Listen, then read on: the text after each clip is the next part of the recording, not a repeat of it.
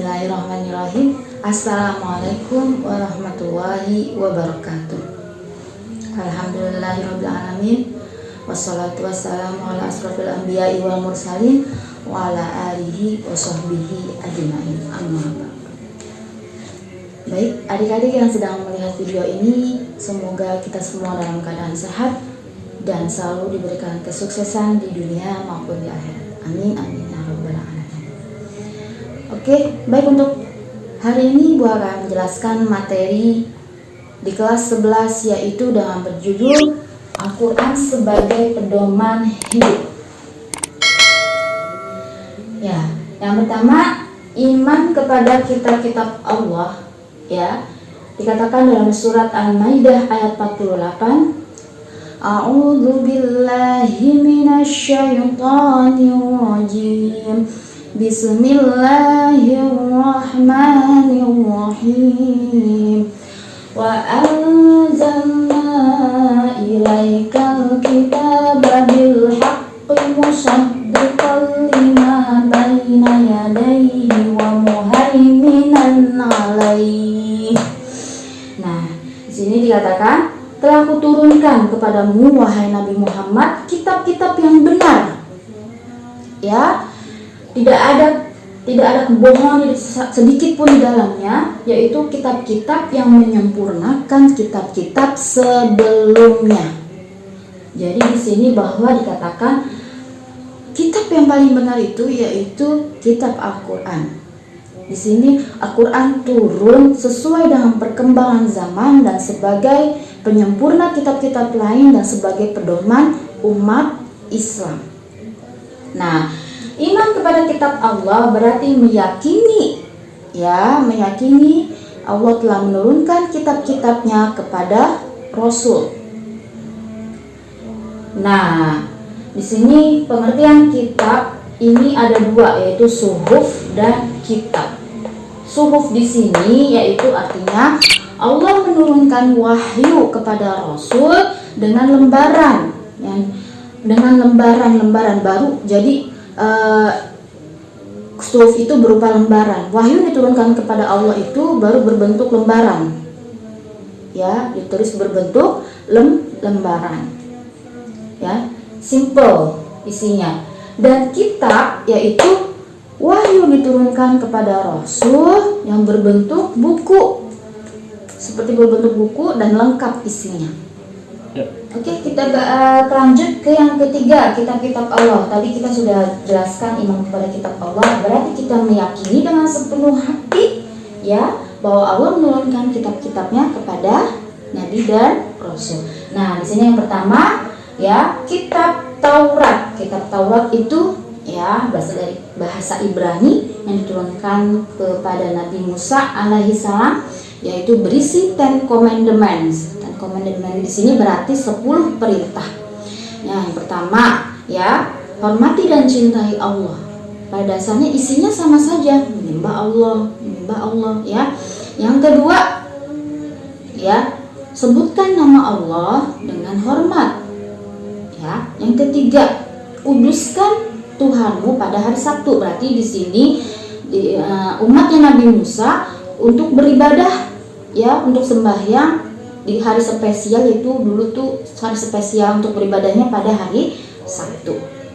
Nah, yang keempat, hormati bapak ibumu.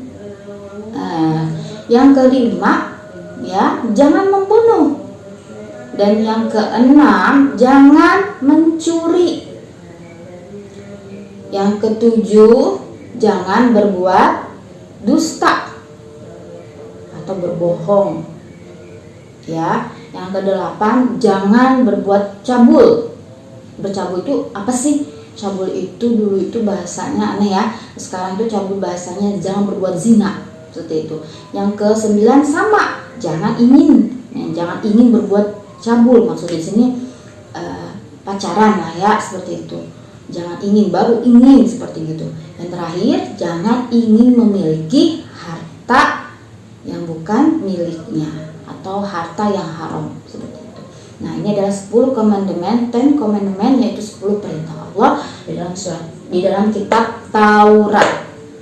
Oke, Yang kedua, kitab Zabur, yaitu diturunkan kepada Nabi Daud alaihi salam, ya, yaitu berisi nyanyian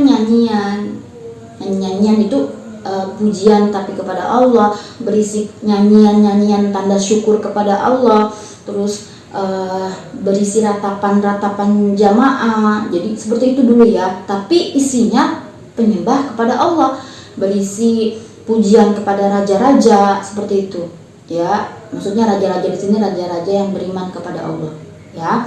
Nah, itu kitab Zabur ya, yang diturunkan kepada Nabi Daud. Nah, dan yang ketiga kitab Injil ya, diturunkan dan kepada Nabi Isa.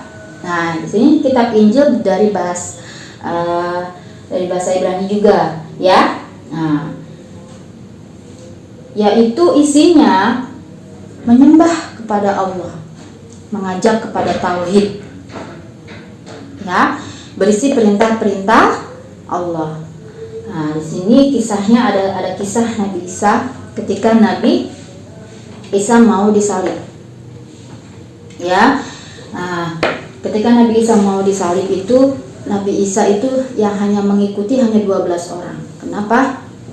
Ya, karena mereka sedikit sekali yang percaya kepada Nabi Isa. Mereka menganggapnya, kaum Yahudi itu, bahwa Nabi Isa itu adalah Tuhan. Kenapa Tuhan? Karena Nabi Isa di sini memiliki mukjizat yang sangat banyak. Mukjizat yang yaitu yang pertama, mukjizatnya Nabi Isa bisa membangkitkan orang yang meninggal atau menghidupkan orang yang meninggal. Bisa menyembuhkan penyakit mata, ya, penyakit lepra, bisa berbicara dengan baik, ya. Jadi orang-orang menyangkanya Nabi Isa itu adalah Tuhan. Suatu ketika Nabi Isa itu ingin dibunuh dan disalib dan ingin dijadikan Tuhan mereka. Akhirnya Nabi Isa lari. Ya, tapi ada salah satu di antara pengikutnya Nabi Isa itu, yaitu bernama Yudas Iskariot, itu berkhianat kepada Nabi Isa. Dia ngasih tahu persembunyian Nabi Isa. Akhirnya Nah, ketika kaum Yahudi ingin sampai ke rumah Nabi Isa, dijadikanlah wajahnya Yudas Iskariot itu mirip dengan Nabi Isa. Dijadikan mirip oleh Allah mukanya dengan Nabi Isa. Padahal Nabi Isa di sini dikatakan dalam Al-Qur'an surat Al-Imran bahwa Nabi Isa, inni mutawaffika wa rafi'uka ilayya wa mutahhiruka minal kafirun. Jadi Nabi Isa ini diangkat, ini mutawaffika, ya. Nah, diangkat, sungguhnya aku telah mengangkat Nabi Isa, wa rafi'uka, aku telah mematikan, ini mutawaffika, aku telah mematikan Nabi Isa sementara atau menidurkannya, wa rafi'uka, dan mengangkatnya ke atas langit, wa mutahhiruka, dan dibersihkan dalam pandangan kaum Yahudi, yaitu dari orang-orang kafir. Bahwa Nabi Isa di sini telah diangkat di langit, dan yang disalib akhirnya siapa? Yudas Iskariot, dan dijadikan dijadikan Tuhan mereka. Kenapa mereka menganggap bahwa Nabi Isa Tuhannya?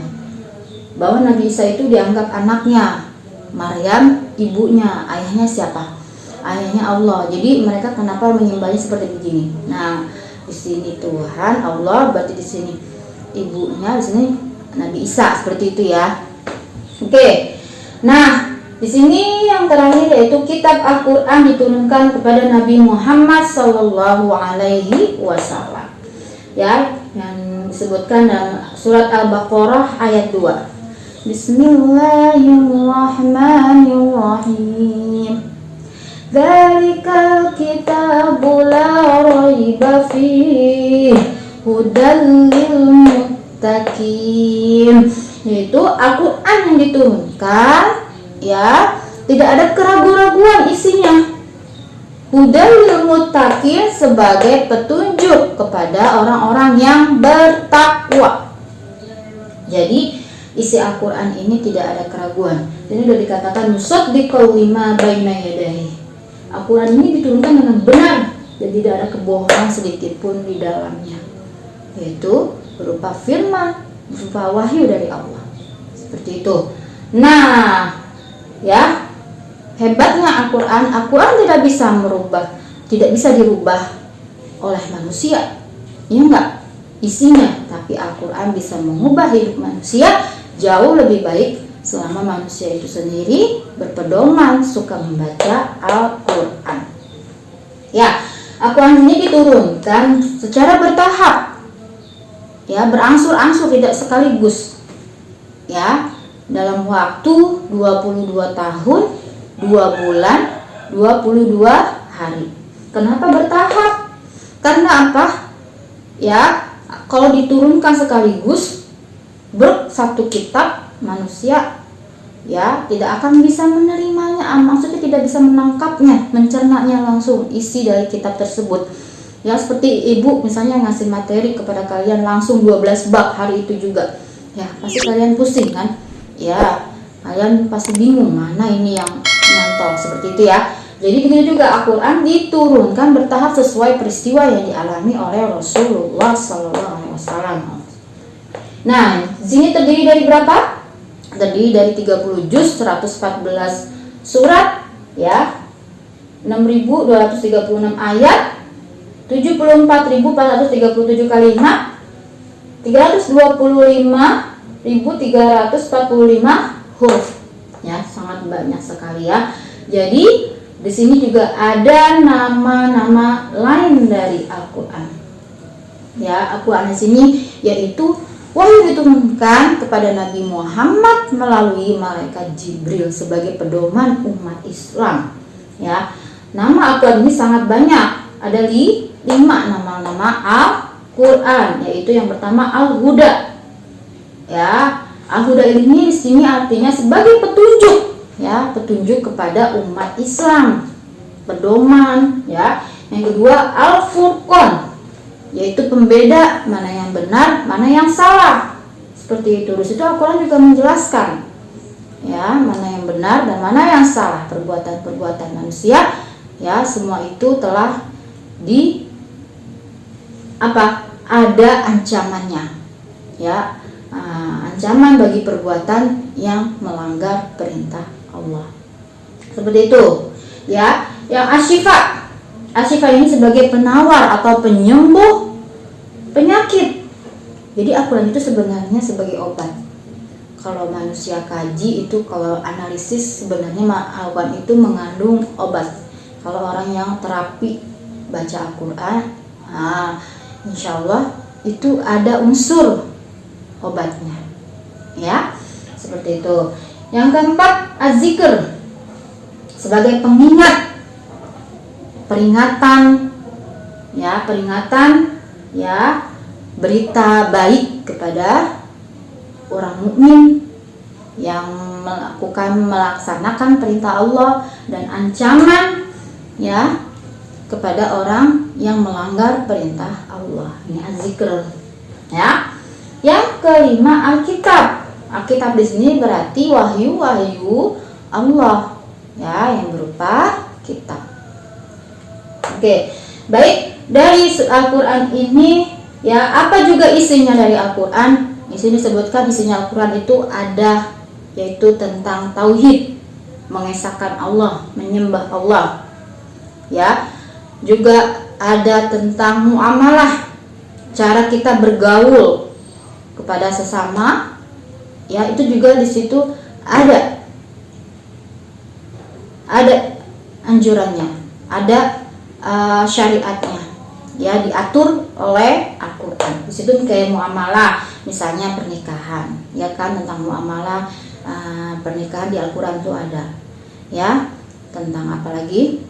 Tentang berdagang, tentang pidana, ya, tentang warisan, itu muamalah. Ada di dalam Al-Quran, semua dijelaskan tentang pergaulan manusia dengan sesama. Seperti itu, ya. Nah, ada lagi yang ketiga, ini isi Al-Quran akhlak. Ya, akhlak itu berarti Rasulullah aja diutus innama bu'istu liutammima makarimal akhlak.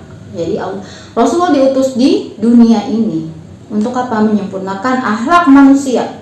Makanya ya di sini yang dilihat pada diri manusia, innallaha la yanzuru ila ajsadikum walakin yanzuru ila qulubikum. Sungguhnya Allah tidak melihat dari paras cantikmu, hartamu yang banyak, ya, tapi Allah melihat hati dan akhlakmu.